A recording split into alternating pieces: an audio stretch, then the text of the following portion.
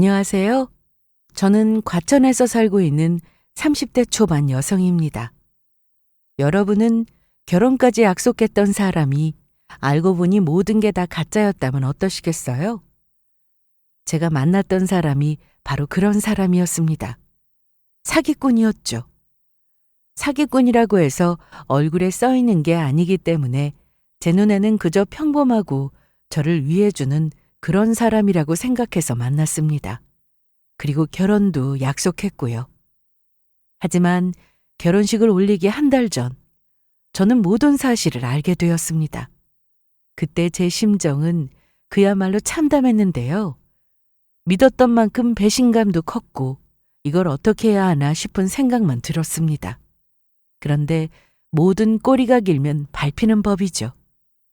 제가 안 이상 절대 곱게 보내줄 생각은 없었습니다.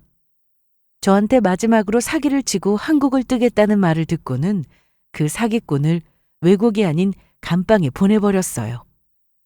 그동안 저에게 무슨 일이 일어났는지 지금부터 바로 알려드릴 테니 잘 들어봐 주세요. 저는 남자친구와 2년간 연애를 했습니다. 2년이라는 시간은 저에게 짧지도 길지도 않은 시간이었는데 서로에 대해 알아가기엔 충분한 시간이라 생각했습니다. 지인을 통해 만나게 되었는데 처음부터 인상이 너무 좋아서 끌리더라고요. 첫 만남에 매너도 정말 좋았습니다. 길을 걷는데 인도 안쪽으로 저를 걷게 하거나 실내로 들어갈 때 문을 잡아주거나 사실 별거 아닌 것들인데 이런 매너가 몸에 배어 있는 걸 알 수 있었습니다. 여자를 많이 만나본 건가 싶은 생각이 들 정도여서 직접 물어보기도 했는데요. 아니에요. 들으셔서 아시겠지만 전 회사 끝나고 나면 거의 운동만 하기 때문에 사실 그동안 연애할 시간이 별로 없었습니다. 주로 어떤 운동을 하세요? 그냥 여러 가지 해요. 요즘은 주로 헬스장을 다니고 있는데 테니스도 치고 배드민턴도 정말 좋아하고요. 언제 한번 저랑 테니스 치러 갈래요? 저희 동네에서 조금만 가면 테니스장이 있거든요. 가신다고 하면 제가 예약할게요. 그래서 알겠다고 하고 주말에 만났는데 확실히 같이 무언가를 하니 전보다 더 친해진 기분이 들었습니다. 진짜 잘하시는데요? 전에 배우신 적 있었어요? 아니요. 동네에서 몇 번 쳐본 게 전부예요. 자세 교정만 좀 신경 쓰시면 훨씬 더 좋아지실 것 같은데요? 그래요? 상대방의 환심을 사려고 하는 것처럼 보이진 않았습니다. 너무 오버하지도 않고 제 앞에서 행동이나 말을 조심하는 게 눈에 보였거든요. 남친을 소개해준 지인에게 들었을 때도 진중한 사람이라고 해서 소개받았는데 만나보니 정말 그랬습니다. 운전할 때 원래 본 성격을 알 수 있다고 하는데 남친은 차가 막혀도 옆차가 갑자기 끼어들기를 해도 짜증 한 번 내지 않았어요. 물론 제 앞이라서 그럴 수도 있었겠지만 무의식에 툭툭 튀어나올 법도 한데 그런 모습은 보기 힘들었습니다. 본격적으로 사귀는 사이가 되고 나서부터는 저에게 그저 자상하고 전화하면 언제든 바로 달려와주는 키다리 아저씨 같은 모습을 보여주었습니다. 저보다 나이는 4살이 많았는데 그래서 더 든든하고 저보다 어른스러운 모습이 참 좋았습니다. 아빠가 워낙에 가정적이시고 엄마에게 늘 져주는 그런 분이셨는데 그런 모습을 보고 자라서인지 저도 아빠 같은 사람과 결혼을 하고 싶다는 생각을 늘 해왔습니다. 아빠랑 산책 갈 건데 같이 갈래? 아니, 두 분이서 오붓하게 다녀오세요. 오붓하게는 무슨, 같이 가자. 됐어. 저번처럼 나만 두고 엄마 아빠만 손잡고 가려고. 주변에서 저희 부모님을 보고는 인꼬 부부라는 말을 참 많이 하십니다. 사실 제가 봐도 그래요. 그게 너무 보기 좋아서 말은 저렇게 해도 저도 나중에 부모님처럼 살고 싶다고 생각하곤 했습니다. 그런데 제가 만나고 있던 남자친구가 아빠와 닮은 구석이 참 많아서 이 사람이다 싶었어요. 특히 저는 강아지를 키우고 있었는데 남친은 강아지를 무척이나 좋아했습니다. 제가 보고 싶다며 집 앞까지 찾아온 날은 제가 강아지와 함께 나가곤 했는데 쪼꼬야 잘 있었어? 어휴 예뻐라. 아야! 괜찮아? 괜찮아. 그런데 나는 언제 쪼꼬랑 친해지려나? 내가 그렇게 예뻐해 주는데도 내가 싫은가 봐. 몇 번 더 보면 괜찮을 거야. 얘가 가족 말고는 좀 이래. 내가 교육 좀 시켜야겠어. 그러지 마. 내가 노력해야지. 물론 강아지가 남친을 잘 따르지 않고 가끔 물기도 했지만 그래도 동물을 좋아하는 게 느껴졌습니다. 동물 좋아하는 사람치고 나쁜 사람 없다고 하잖아요.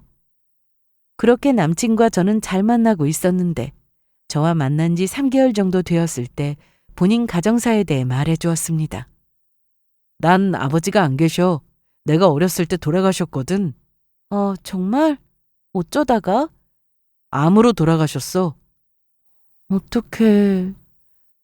너무 늦게 발견해서 수술도 못 받으셨어. 진작에 건강검진도 받게 해드리고 그럴걸. 엄청 후회했어. 그래도 엄마랑 둘이 살면서 좋았던 적 많았어.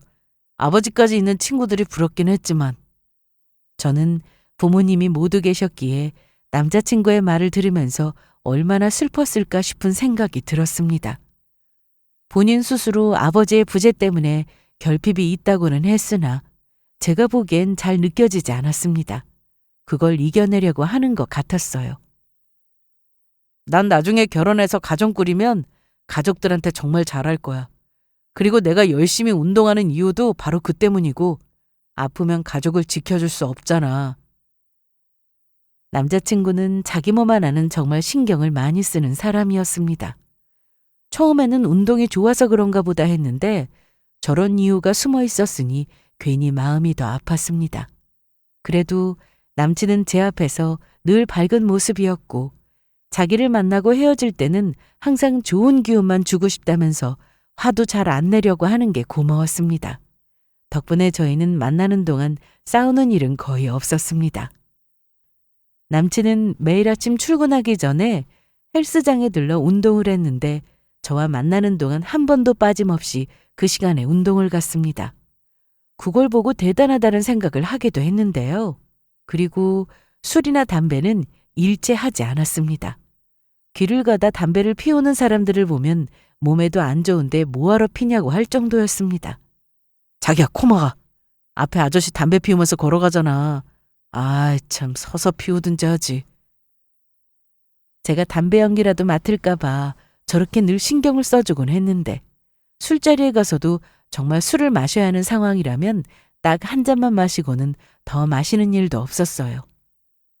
회사에서도 남친의 이런 모습을 잘 알고 있어서 억지로 술을 권하는 일도 없다고 했습니다. 그래서인지 제가 남친을 만나면서 술에 취한 모습을 본 적이 없었습니다. 한마디로 자기 관리가 철저한 사람이었는데 되는 대로 사는 사람보다 훨씬 낫다고 생각해서 저 역시 계획적으로 살려고 노력했어요. 남친 덕분에 저도 집 근처 헬스장을 끊어 다녔는데 매일 운동을 하다 보니 몸도 변하고 건강해지고 아주 좋았습니다. 자존감도 올라갔고요. 제가 운동을 시작하니 부모님도 같이 운동을 시작하셨습니다. 엄마 뭐해? 얼른 와. 알았어. 물통은 챙겨야지. 아빠는? 오늘 아빠는 좀 늦으신다니까 둘이 가자. 그렇게 엄마와 둘이 운동을 가면 시간 가는 줄 모르고 운동을 했는데 확실히 혼자보다 둘이 낫더라고요. 힘들다. 이렇게 힘든 운동은 어쩜 그렇게 매일 한다니? 그러게, 대단하지? 그래. 그런데 엄마도 살이 좀 빠진 것 같지? 한번 올라가 봐. 2kg 빠졌네? 야, 그동안 열심히 운동한 보람이 있네. 남친을 만나 제 생활 패턴도 조금씩 변화가 있었습니다. 퇴근 후 집에 오면 눕기 바빴는데 확실히 운동을 하고 나니 더 건강해진 기분이 들더라고요. 체력이 좋아지니까 야근을 해도 덜 피곤했고요. 남친은 평범한 회사원이었는데 가끔 회사 앞에서 만날 때가 있었습니다. 그럴 때면 같은 부서에서 일하는 사람들이라며 인사를 시켜주기도 했습니다. 항상 깔끔하게 정장을 입고 다녔는데 제 앞에서는 흐트러진 모습을 보여준 적이 없었습니다. 오히려 그런 쪽은 저였어요. 자기야, 나 오늘 회식 있어. 갑자기? 원래 금요일이었는데 오늘 갑자기 회식이 생겨버렸네? 이따 퇴근하고 못 만날 것 같아서 전화했어. 그래, 알았어. 그런데 회식은 어디서 하는데? 회사 앞에 삼겹살집 알지? 알지. 거기서 하는구나. 그래, 알았어. 술 조금만 마시고. 보통은 만나면서 편한 사이가 되면 싸우기도 하고 평소 못 봤던 모습도 보이곤 하는데 남친은 아니었습니다. 정말 한결같았죠. 전화를 하면 언제나 다정한 목소리였고 제가 뭘 하든 좋게 봐주는 사람이었습니다. 이날은 제가 회사에서 중요한 프로젝트를 마치고 한 회식이라 다들 저에게 술을 많이 권했는데 그러다 보니 좀 취하게 됐어요. 맥주에 소주에 섞어 마셔서인지 주량을 넘어섰는데 회식이 끝나고 택시를 부르려고 한 그때 남자친구한테 전화가 왔습니다. 자기야, 아직 안 잤어? 그 길로 쭉 걸어와. 어? 그 방향 그대로 조금만 걸어와 보라고. 뭐야. 언제 왔어? 좀 전에. 내가 언제 끝날 줄 알고. 식당 문 닫으면 나오겠지 생각하고 있었어. 얼른 타. 얼마나 마셨길래 이렇게 비틀거려. 오늘 좀 많이 마셨어. 택시 불러서 가려고 했는데 자기가 데리러 오니까 너무 좋다. 생각도 못했는데 저를 데리러 온 남자친구에게 고마웠습니다. 오늘도 운동했어? 당연하지. 나 운동 중독이잖아. 오늘 아침에 1시간 못 채워서 아까 퇴근하고 좀 더 했지. 진짜 대단하다. 어떻게 그렇게 매일 운동해? 난 너무 귀찮은데. 나도 처음엔 운동했다 안 했다 했지 뭐. 하다 보면 또 하게 돼. 집까지 가는데 시간 걸리니까 좀 자. 왔다 갔다 피곤할 텐데 저한테는 그런 내색 하나 보이지 않고 늘 제가 우선인 그런 사람이라 당연히 결혼 생각도 하고 있었습니다. 남친의 어머니와도 종종 만날 때가 있었는데 남친은 어머니와 사이가 아주 좋아 보였습니다. 그렇다고 마마보이는 아니었습니다. 어느 주말 셋이 만났고 밥을 먹으러 한 식당에 갔는데 남친은 평소처럼 수저를 넣고 물까지 따라줬습니다. 제가 하려고 해도 이런 건 남자가 하는 거라며 손도 못 대게 하더라고요.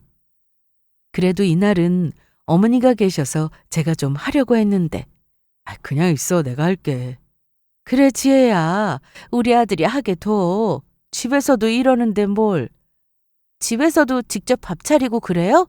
그럼 지호 어릴 때 내가 일을 다녔으니까 그때부터 혼자 밥 차려 먹고 그랬어. 그거 생각하면 너무 미안하지. 어릴 때 고생만 시켰는데. 남자는 그렇게 고생하면서 커야 돼.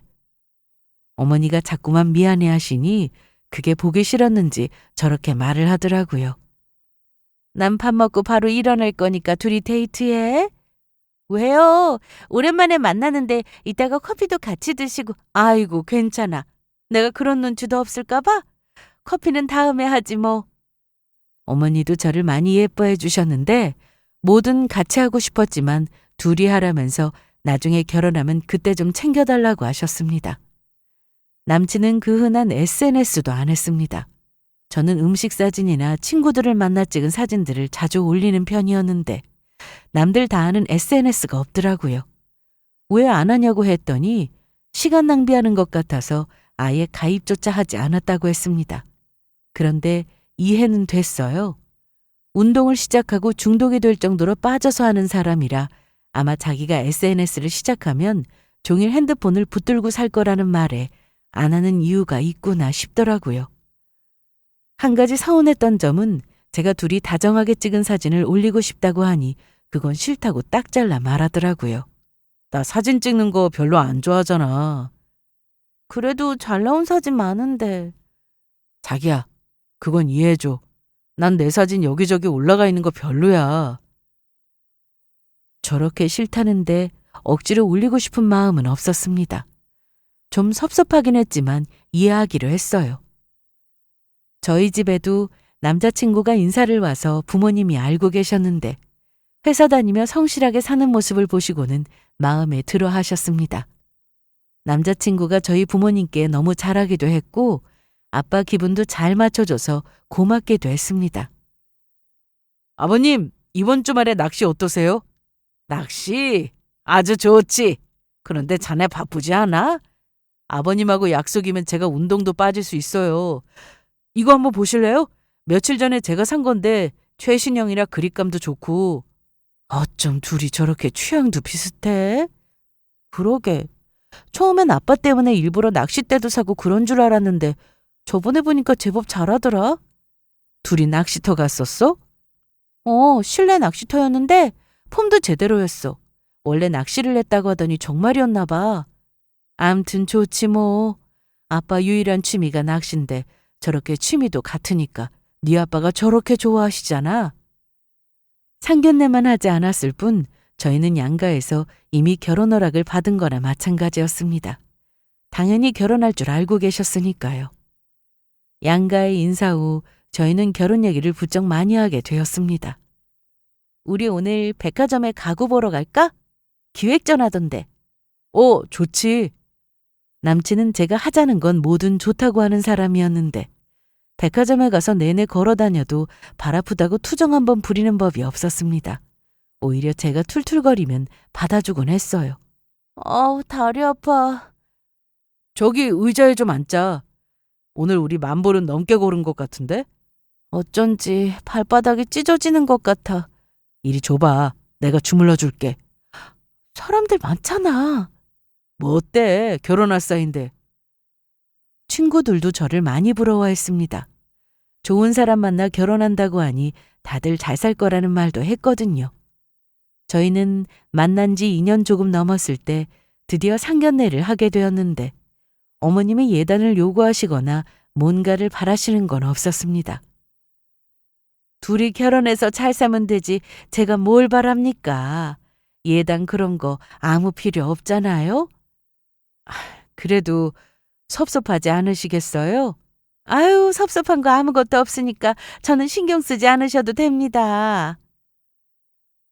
상견례 때 싸우고 헤어지는 커플도 많다고 들었는데 저희는 그런 걱정을 할 필요가 없었습니다.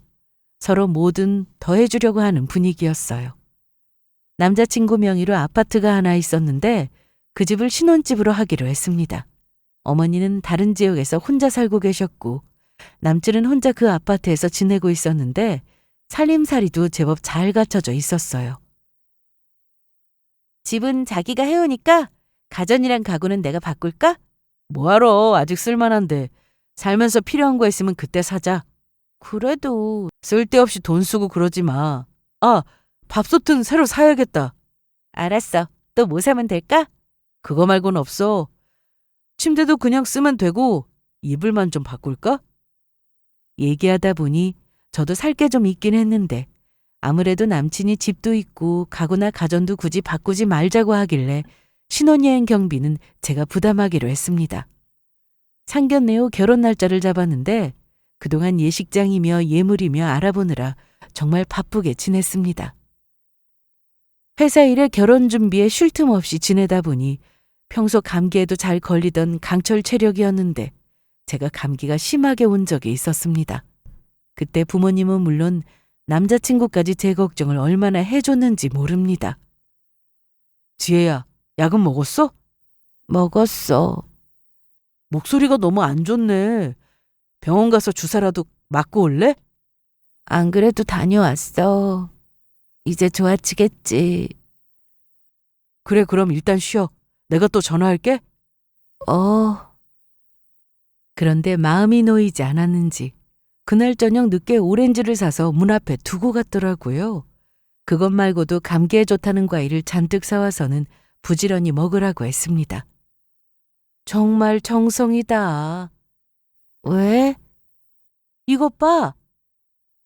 오빠가 두고 간 거야? 그래. 이걸 다 언제 먹어? 너 기운 있을 때 이리 와서 좀 먹어.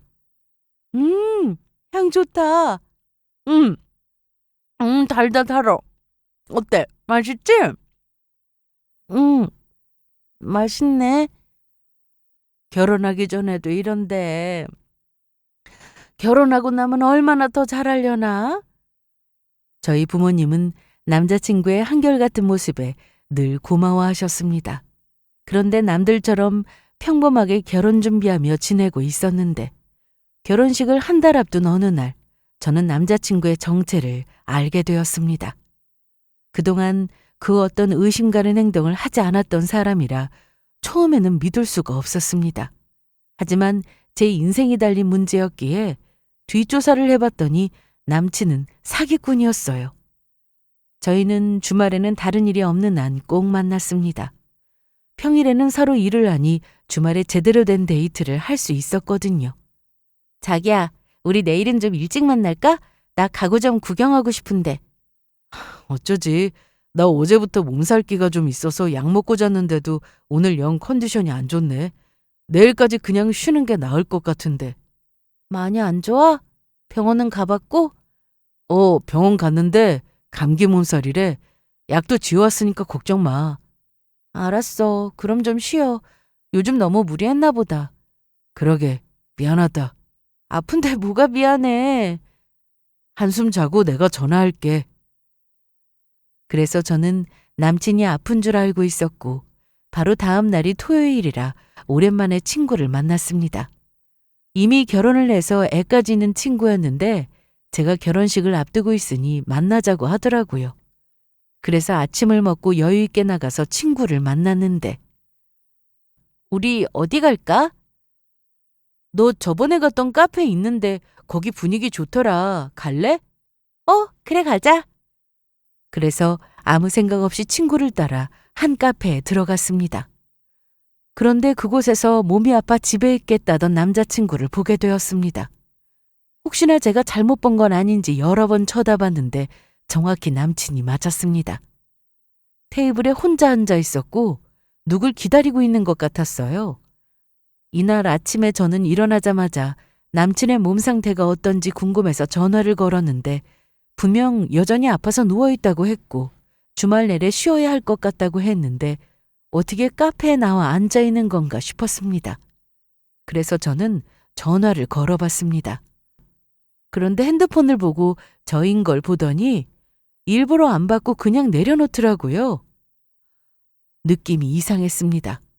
평소와는 달라도 너무 달랐어요. 그동안 만나면서 제 연락을 안 받거나 한 적도 없었고 늘 자기가 뭐 하는지 어디에 있는지 먼저 말해주는 사람이어서 항상 믿었는데 이날은 왜 저렇게 행동하나 싶었습니다.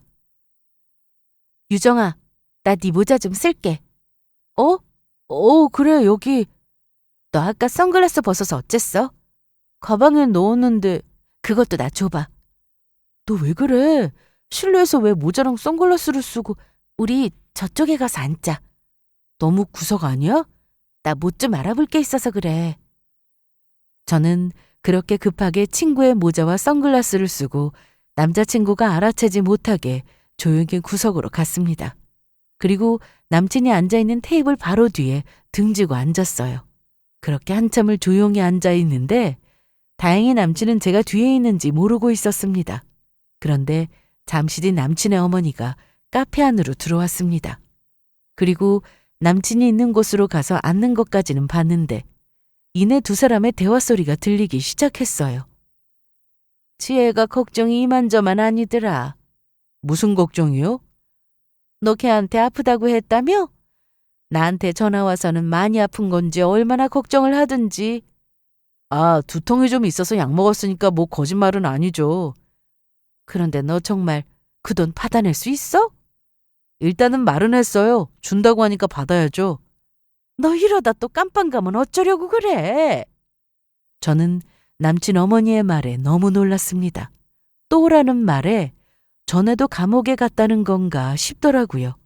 남친 엄마는 자기 아들이 감옥에 갈까봐 걱정하고 있었는데 걱정 마세요. 그런 일 없으니까.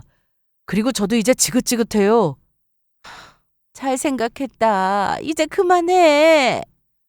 지혜한테 그 돈만 받고 저도 이제 정리할 거예요. 그런데 정말 저랑 같이 안 가실 거예요? 그 더운 나라에 내가 따라가서 뭐 하라고. 필리핀 살기 좋은데. 너 설마 거기 가서도 사기칠 생각하는 건 아니지? 저도 이제 좀 쉴 거예요. 제가 직접 들어놓고도 대체 이게 무슨 얘긴가 싶었습니다. 그동안 남친은 사기를 치며 살았다는 얘기였는데 어머님도 그 사실을 다 알고 있다는 건 옆에서 같이 도왔다는 얘기잖아요? 거기다 제가 마지막이라는 말에 너무 기막혀 말이 나오지 않았습니다. 제 친구는 작은 목소리로 야, 이거 어떻게 된 거야? 네 남친 사기꾼이었어? 나도 몰라. 이날 친구는 저 때문에 아무 말도 못하고 카페에 조용히 앉아 있어야 했는데 대화 내용을 같이 듣고는 어이가 없었는지 핸드폰을 꺼내 녹음을 했더라고요. 잠시 뒤 두 사람은 먼저 일어나 나갔고 저는 온몸에 힘이 풀려서 걷기도 힘든 상태였습니다. 지혜야, 괜찮아? 안 괜찮아. 그러니까 오빠가 사기꾼이고 나한테도 지금 사기를 치려고 한다는 거 그거지? 맞는 것 같아. 어떻게 이럴 수 있지? 아니, 한 달 뒤면 우리 결혼하는데 내가 사기꾼을 만나고 있었다고? 말도 안 돼. 집에 말씀드릴 생각을 하니 그것도 막막했습니다. 부모님이 남자친구를 아주 믿고 계셨으니까요. 평범한 직장인이었고 그간 만나면서 의심 가는 행동도 본 적이 없었습니다. 그래서 저는 어디서부터 어디까지가 진짜인지, 아니 가짜인지 알아야겠다는 생각에 뒷조사를 하기로 결심했습니다. 일단 신혼집으로 하려고 했던 그 아파트는 남친 명의가 맞았습니다. 전에도 확인했었지만 다시 확인해보니 변동사항은 없더라고요. 그런데 예식장은 취소가 되어 있었습니다. 네? 취소라니요? 지난주에 저희 직원이 처리했는데 남자분이 오셔서 취소한 걸로 되어 있네요. 너무 기가 막혔습니다. 분명 저와 같이 가서 예식장을 알아보고 같이 계약도 한 건데 취소할 줄 누가 알았겠어요? 이미 웨딩 촬영도 다 끝낸 상황이었고 결혼식 당일에 입을 드레스까지 골라놓았는데 어이가 없었습니다. 그런데 신혼여행도 마찬가지였어요. 집도 남친이 오고 혼수도 할 필요 없다고 하여 제가 신혼여행 경비를 내려고 했는데 남친은 할인율이 높은 카드가 있어서 그걸로 결제하겠다고 했습니다. 그래서 영수를 받고 제가 남친에게 따로 현금을 보내줬는데 해당 여행사에 확인해보니 카드 결제 후 그날 저녁에 취소를 바로 했다고 하더라고요. 그렇게 바쁘게 여기저기 알아보고 있을 때 남자친구에게 전화가 왔습니다. 저는 아무렇지 않은 듯 받았어요. 어디야? 나 지금 잠깐 볼 일 있어서 나와 있어. 그래? 아까는 내가 약 먹고 자고 있어서 전화 못 받았어. 미안해. 아, 그랬구나. 몸은 좀 어때? 며칠 푹 쉬었더니 좋아졌어. 그래서 이따가 너 보러 갈까 하는데 집에 언제 들어가려고? 아니면 내가 지금 그쪽으로 갈까? 아니야. 나 오늘 좀 늦을 것 같아. 내일 보자. 무슨 일인데? 왜 말을 안 해주지? 수상해. 뭐가 수상해. 내가 집에 가서 전화할게. 그래, 알았어.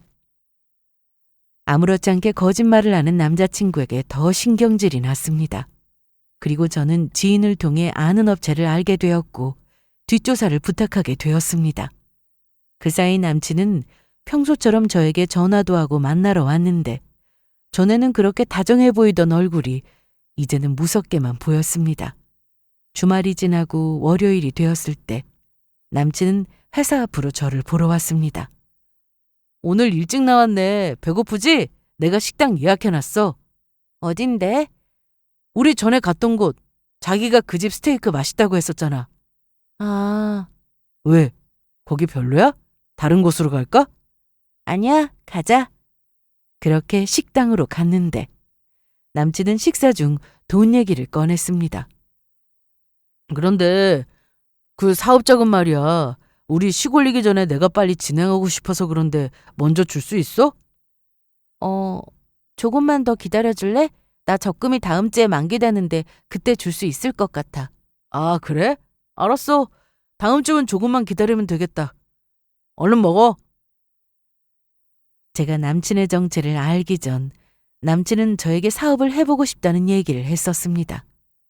직장 생활하며 평범하게 살던 사람이라 사업 얘기에 좀 놀라긴 했는데 들어보니 해볼만 하다 싶더라고요. 운동엔 진심으로 알고 있었고 생활스포츠 지도사로부터 건강운동관리사 자격증도 저에게 보여주며 헬스장 운영을 직접 해보고 싶다는 말을 했습니다. 자기 관리 철저하고 저에게 한 약속은 한 번도 어긴 적이 없었기에 사업 얘기를 했을 때 조금도 의심하지 못했습니다. 정말 너무 하고 싶은 사업인가 보다 이렇게만 생각했어요. 그리고 실제로 남친 지인이 하던 헬스장이 있는데 남친이 그곳을 이어받아 관리하고 싶다고 해서 함께 둘러보기도 했었는데요. 자리도 좋고 손님들도 많은 걸 제 눈으로 확인까지 했습니다. 저는 결혼할 때 쓰려고 모아뒀던 돈이 좀 있었는데 집도 남친이 해결했고 가구나 가전도 살 필요 없었고 제가 돈을 쓴 거라고는 신혼여행을 예약한 것뿐이었습니다. 그런데 남친의 정체를 알고 났는데 제가 그 돈을 해줄 수는 없었습니다. 그래서 남자친구가 그동안 뭘 하고 살았던 사람인지 업체에서 연락이 올 때까지 핑계를 대며 미룰 수밖에 없었어요. 며칠 뒤 저는 업체를 통해 충격적인 사실을 알게 되었습니다. 남친의 직업은 그냥 회사원이 아니라 해당 건물 경비원이었습니다. 그것도 계약직이었죠. 예전에 남친 회사 앞으로 가서 같이 일하는 직원이라고 인사했던 사람들도 그냥 남친의 지인이었고 철저히 계산된 것이었어요. 무엇보다 제가 더 충격받았던 건 남자친구에게는 자식이 있다는 거였습니다. 전 여친과의 사이에서 생긴 아이였는데 그 애는 여자가 키우고 있다고 하더라고요. 너무나도 평범한 사람이었기에 그 어떤 의심도 하지 않고 만났습니다. 저는 진심으로 좋아했고 그래서 결혼도 하려고 한 거였는데 저한테 돈을 뜯어내려 한 것도 모자라 아이가 있는 것도 속인 것에 화가 나 미칠 지경이었어요. 저와 만나는 동안 다른 여자를 만난 사실도 확인했는데 인생 자체가 그냥 다 거짓인 그런 놈이었더라고요. 자칫 잘못하다간 그냥 도망칠 수도 있으니 당장 뺨이라도 때려주고 싶은 마음을 참아가며 남자친구 앞에서 아무것도 모른 척 연기를 했습니다. 여보세요? 지혜야? 오늘 수요일인데 아무 말이 없어서 전화했어. 아, 맞다. 돈 해주기로 했지. 그런데 어쩌지? 내 친구가 너무 급한 일이 있어서 며칠만 쓰고 준다고 해서 빌려줬어. 그 돈을 다? 너무 급하다고 해서. 미안. 조금만 더 기다려. 약속한 날짜를 계속 오기면 어떡하냐. 미안하다고 했잖아. 그리고 저는 일부러 남친을 떠보듯 얘기했습니다. 반응이 궁금했거든요. 아, 그런데 자기는 나한테 뭐 속이는 거 없지? 속이다니 뭘? 아니, 그냥 요즘 세상에 사기꾼들이 너무 많아서 결혼 전에 이것저것 서로 떼어보라는 말이 많더라고. 에이, 그건 좀 너무 그렇다. 서로 믿어야지. 자긴 그런 거 없는 거지? 지혜야, 여태 내가 어떤 사람인지 몰라서 그래? 아니야, 잘 알지. 어떤 사람인지. 그럼 됐어. 그런데 며칠 있다 돈을 준다는 건데? 5일 얘기하던데? 5일씩이나? 그럼 너무 긴데. 암튼 알았어. 하지만 5일 뒤에도 저는 돈을 해주지 않았습니다. 그리고 저는 그동안 제가 업체로부터 전해받은 자료를 가지고 남친을 사기죄로 고소할 준비를 했습니다. 그런데 남자친구가 좀 급했는지 이번엔 다른 이유를 대며 돈을 달라고 했습니다. 어느 날 남친이 진지하게 할 말이 있다며 만나자고 해서 나갔습니다. 그런데 그날 저한테 한다는 소리가 뭐? 암이라고? 미안해. 정말이야? 여기 병원에서 가져온 서류야. 딱 봐도 가짜로 보였는데 남친은 제가 평소 마음이 약해서 본인이 아프다고 하면 뭐든 다 해줄 거라고 생각했는지 자기가 암이라며 당장 치료비가 필요하다고 했습니다. 어머, 어떡해. 수술하면 괜찮아진대? 모르겠다. 일단 수술해봐야 안다고 하네. 그런데 내가 보험도 없어서 당장 돈이 좀 필요해. 그럼 사업은? 지금 내 몸이 이런데 사업이 뭐가 중요해?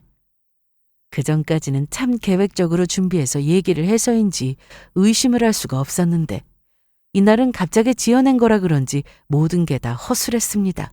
그래도 믿는 척 해주었는데 병원에 직접 가서 몸 상태가 어떤지 직접 듣고 싶다고 하니 그건 또 싫다고 하더라고요. 아니, 왜?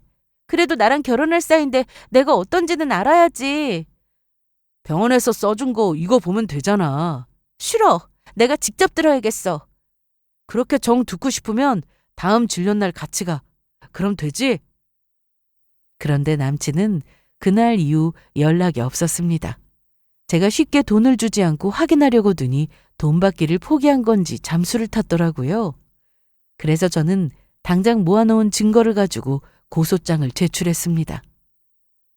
얼마 뒤 남친은 경찰에 붙잡히게 되었는데요. 잡혔다는 소식에 제가 경찰서에 가보니 남친은 억울하다고 했습니다. 지혜야, 다 오해야. 무슨 오해? 너 다 거짓인 거 내가 다 알고 있는데? 너 그 회사 다니는 것도 아니잖아. 계약직 경비로 일하고 있었으면서 그건 나 속여서 재미있었어? 직업 속인 건 미안해. 너한테 잘 보이고 싶어서 그랬어. 정말이야. 아무리 그래도 그렇지. 그리고 네가 나한테 직업 하나만 속였냐? 나 너랑 진짜 결혼하려고 했어. 입 다물어. 그런데 본인이 잠수를 탄 건 아픈 몸으로 저와 결혼할 수 없어서 그랬다는 헛소리를 했습니다. 아프면 병원을 가지 왜 잠수를 타? 거짓말을 하려면 앞뒤가 좀 맞게 해야지. 그래서 어디 나한테 사기쳐서 돈 받겠냐? 도대체 진짜는 뭐야? 진짜가 있기는 해? 제 말에 남친은 아무 말도 하지 못했습니다. 경찰 조사에서 제가 더 황당했던 건 남친은 제가 알고 있던 것보다 사기를 더 많이 쳤고 전과가 상당했다는 점이었습니다. 아니, 상수범이네 아주. 왜요?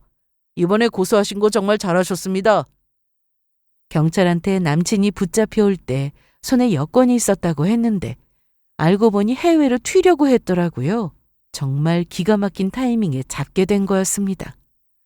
이날 조사는 늦은 시간까지 이어졌는데 새로운 사실을 참 많이도 알게 되었습니다. 저한테는 자기 아버지가 어릴 때 돌아가셨다고 했지만 알고 보니 살아계셨어요.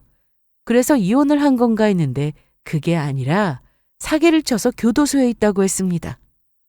남친은 그간 여러 여자를 만나면서 돈 많은 척, 잘 나가는 척하며 속이고 돈을 받았다고 했는데 그렇게 사기를 치니 의심하는 여자가 많고 고소도 당해서 방법을 바꾼 거라는 것도 알게 되었습니다.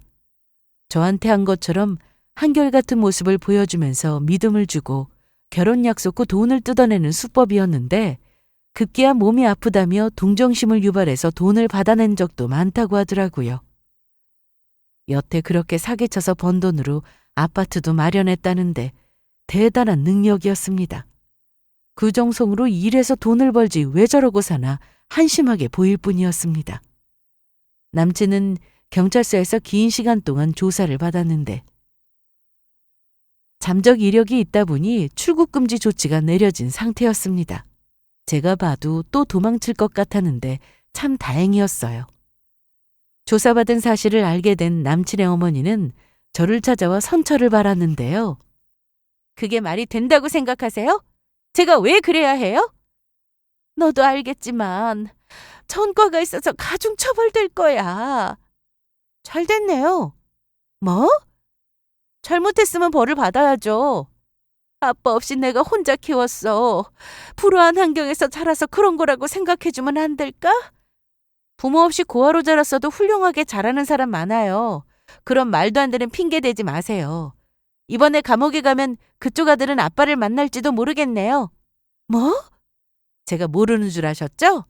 아줌마 아들이 어렸을 때 아버지가 돌아가셨다고 했는데 그거 아니잖아요.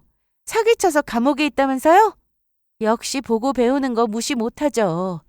자식이 엇나가면 엄마로서 똑바로 살게 해야지. 옆에서 도와주기까지 했으니 공범 아닌가? 아줌마도 콩밥 먹어야 하는 거 아니에요? 아니야. 난 하지 말라고 했어. 정말이야. 그건 조사해보면 나오겠죠. 그리고 사기죄는 제가 고소 취하한다고 해도 없어지는 게 아니에요. 특히 아줌마들은 제가 취소한다고 해도 처벌 대상이라고요. 이번 범죄가 얼마나 심각한지 아직도 모르시는 거예요? 그래도 좀 부탁하자. 네가 처벌 불원서 그거 해주면 형량이 줄어들 거야. 법에 대해 잘 아시네요? 많이 해보셨나 봐요. 그런데 죄송하지만 저는 그럴 생각이 없습니다. 혹시나 이런 일로 저 또 찾아오시면 그땐 아줌마도 조사해달라고 할 테니까 그런 줄 아세요. 그러자 남친 엄마는 급하게 돌아갔습니다. 저는 남친의 잘못으로 이 결혼이 취소되었기 때문에 예물 반환은 물론 결혼 준비를 썼던 금액에 대해 손해배상 청구 소송도 했습니다. 정신적 위자료까지 전부 다요.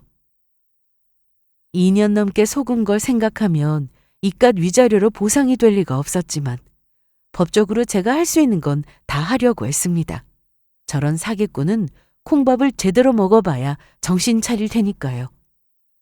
저는 친척들은 물론 지인들, 친구들에게 청첩장까지 다 보냈기 때문에 수습하느라 한동안 정신이 없이 지냈습니다. 부모님께도 정말 죄송한 마음이었는데요. 다행히 아빠가 이런 말씀을 해주셨습니다. 살다 보면 이대로 더한 일도 겪을 수 있는데 그래도 천만다행 아니야? 2년 넘게 속았는데 이게 어떻게 천만다행이야. 사업한다고 돈 달라고 한 거 결국 안 보냈고 끝까지 몰랐으면 해외로 도망가서 영영 못 잡을 수도 있었는데 지혜 네가 고소했잖아. 이제 법적 처벌만 받으면 되는데 정말 다행이지. 네가 좀 힘들겠지만 그래도 시간이 흐르면 잊혀질 거야. 저에게 이런 부모님이 계셔서 그래도 많이 힘들지는 않았습니다. 그런데 조사가 한창 진행 중일 때 저한테 편지가 한 통 왔습니다. 누군가 했더니 그 사기꾼이었어요. 원래 불구속 수사로 조사를 진행했는데 저를 포함해 다른 사람들에게 사기친 피해 금액도 워낙에 크고 반복 범죄 정황도 드러난 상황이라 구속 수사도 바뀌더라고요. 구속된 후 핸드폰은 사용할 수 없지만 편지는 쓸 수 있었는지 저는 갑자기 편지를 받아서 좀 놀랐습니다. 그런데 읽어보니 그 내용이 가관이었습니다. 지혜야, 나야. 우리 그래도 만나는 동안 참 좋았는데 끝이 이렇게 되어 마음은 안 좋다. 너는 알 거야. 내가 정말 너한테 진심이었다는 거. 나 정말 너랑 결혼하고 싶어서 너랑 너희 부모님께 잘했다. 그거 알지? 그런데 내가 전과도 있고 직업도 변변치 않고 뭐 내놓을 게 있어야지. 그래서 너한테 거짓말한 건데 내 주제에 너랑 결혼은 꿈 같은 일이더라. 그래서 해외로 나가려고 했던 거야. 이 생활 정리하려고. 그러니까 네가 나 처벌받는 거 원하지 않는다고 선처 좀 해주면 안 되겠어? 편지 내용은 처음에는 참 절절했습니다. 자기가 세상에서 가장 불쌍한 사람인 척 썼더라고요. 그런데 본인도 쓰다 보니 화가 났는지 점점 내용이 이상해졌는데 대체 내가 뭘 그렇게 잘못했냐? 좋으니까 만났고 결혼하고 싶어서 결혼 약속했어. 그런데 돈이 좀 필요해서 빌린 것뿐인데 내가 왜 사기꾼이야? 내가 왜 고소를 당해서 전과자가 되어야 하냐고? 나도 억울해. 그러니까 처벌 불원서 그것 좀 써줘라. 아니 써! 사람 인생 이렇게 망치게 둘 거야? 너 그러고도 네가 잘 살 것 같아? 내가 영원히 감옥에 있는 거 아닐 텐데 처벌받고 나가면 그때 내 얼굴 어떻게 보려고 그래? 순간 소름이 끼쳤습니다. 그저 자기 잘못을 반성하는 그런 내용이었다면 읽고 무시하면 그만이었겠지만 이건 협박하는 것처럼 들렸습니다. 그래서 저는 더 고민하지 않고 편지를 들고 바로 경찰서로 갔습니다. 저 신지호로부터 협박 편지를 받았는데요. 이거 지금 진행 중인 사기 고소 사건하고 연결되게 해주세요. 알고 보니 협박성 내용이 있는 편지의 경우 협박죄나 보복범죄로 고소가 가능하다고 하더라고요. 다행히 그 이후로는 편지도 오지 않았고 그 사기꾼 엄마도 찾아오지 않았습니다. 저는 변호사를 통해 소송을 계속 진행했는데 다행히 예물도 돌려받고 정신적 손해배상도 위자료도 받게 되었습니다. 그 사기꾼 명의의 아파트가 있어서 압류가 되었다고 하더라고요. 재판은 정말 오래 걸린다고 하더니 저 역시 판결이 나오기까지 참 피말리는 시간의 연속이었습니다. 그래도 참고 기다렸더니 제가 원하던 판결이 나오게 되었고 전 남친은 결국 감옥에 가게 되었습니다. 살면서 제가 이런 소송을 하게 될 줄 누가 알았겠어요? 처음에는 그저 막막하기만 하고 이게 과연 해결될 수 있는 일일까 싶은 순간도 있었습니다. 그래도 든든한 부모님이 계셨고 믿을 수 있는 변호사를 만나 일이 보다 쉽게 해결된 것 같습니다. 저는 현재 그때 충격에서 벗어나 일상을 되찾고 전처럼 잘 지내고 있습니다. 물론 아직도 누군가를 만나기엔 매우 조심스러운 상태입니다. 믿었던 사람에게 배신을 당해본 분들이라면 제가 어떤 기분일지 잘 아실 것 같은데요. 앞으로 얼마나 더 이런 기분을 느끼며 살아야 할지를 모르겠지만 당장 결혼이 급한 것도 아니고 언젠가 좋은 인연이 나타난다면 모를까 한동안은 제 인생을 즐기며 저를 위해 살 생각입니다. 전에는 사기를 당하는 사람을 보고 저걸 왜 당하나 싶은 생각도 했었는데 막상 제가 그런 사람이 되고 보니 제 자신이 너무 한심스러워 괴로웠습니다. 그런데 작정하고 속이는 사람이 나쁘지 속는 사람이 잘못한 건 아니잖아요. 그러니 혹시나 저처럼 누군가로부터 사기를 당해 괴로운 시간을 보내고 계신다면 그건 본인 잘못이 아니라고 말해주고 싶어요. 그럼 제 사연은 여기서 이만 마치겠습니다. 답답했던 제 이야기를 끝까지 들어주셔서 감사드리고 여러분들도 좋은 일만 생기길 바라겠습니다.